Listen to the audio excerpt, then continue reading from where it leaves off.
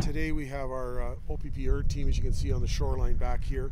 They're searching the ground. We have our OPP drone, mini helicopter going to be up in the air. We also have our canine working with eventually going to be working with the Earth team. Also the helicopter is going to be flying in this afternoon to a flyover again of the scene. We have our dive team on standby in case we need them, in case something shows up. The water is moving here. The excavators behind me have cleared a path, and gradually the water is starting to dissipate and move down this way. We also have the Center Wellington Fire Department with underwater drones on this side, and they're searching and trying to look at different objects underneath the ice and see what they can find. I mean, just looking at the river and all the debris and all the ice, at this point, does it just feel like a daunting task? It is daunting, but we can't give up. There's a little kid there, and we got to find him. That's the bottom line. You know, there's a family at home waiting for this kid, waiting for closure, and it's however long it takes. We got to do this, get this done. So. I understand the community is really rallying behind this family. Oh, it was amazing. Like on the weekend, there was 500 people each day on the weekend helping out. Yesterday there was 250, and it's just phenomenal what the people are doing here, supporting. They're out there all the time. Anything they can do, they're showing up with water, they're showing up with supplies, anything that's needed. Is just like these excavators. That's going to be at no cost to the family. This is volunteers bringing out equipment and saying, we want to help. And we're ready to help. So. And same with the underwater drones, in a way, a company donated? Yes, from Kitchener, Waterloo. Yeah. Wow. Okay. Yeah, and then no charge. They just want to find the kid, and they have the technology, so they're trying to use it as much as they can. And in terms of terminology-wise, you guys said you scaled down the recovery efforts on Monday. Can you just clarify that? We scaled down in that if some of these resources may get called away to other calls, but if they're still available and they're still thought to have a use here, they will be here.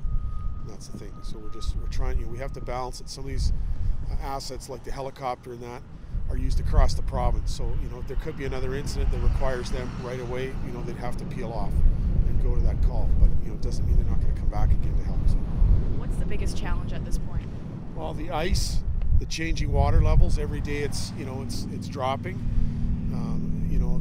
The temperature change. We're hoping it loosens things up, but it's a daunting task. It's 13 kilometers of river. Where is he? We're trying to find him. We're trying to narrow down the search as best we can, but it's difficult because he could be up on shore too. Some of the ice jams were throwing ice up 100 feet from the shoreline, so he could be in the trees for all we know. And again, that's why some of these ground searches are going to start pushing back farther into the bush, into the tangled brush, and see is he caught up in the trees there somewhere. So what's the biggest message to the public, or say people that want to help at this point? Because I know there was issues with drones before, things like that. Yeah, we're asking people to register with the family on 10th line. There's see the family's house there. There's porta potties and other equipment on the front lawn. Check in with them, sign in with them, sign back in when you're done.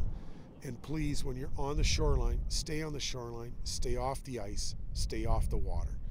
We had somebody 2 days ago end up going through the ice right in front of a camera crew of a TV station. So we don't need that. And they were lucky that there was a paramedic right there, threw on a life jacket and pulled them out.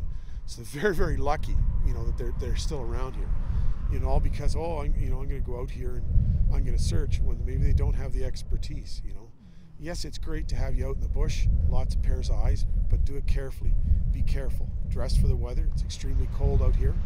It's a strong wind. You can feel, the wind blowing things around today. So just be careful. And we really appreciate the public support. It's been amazing. It's been tremendous.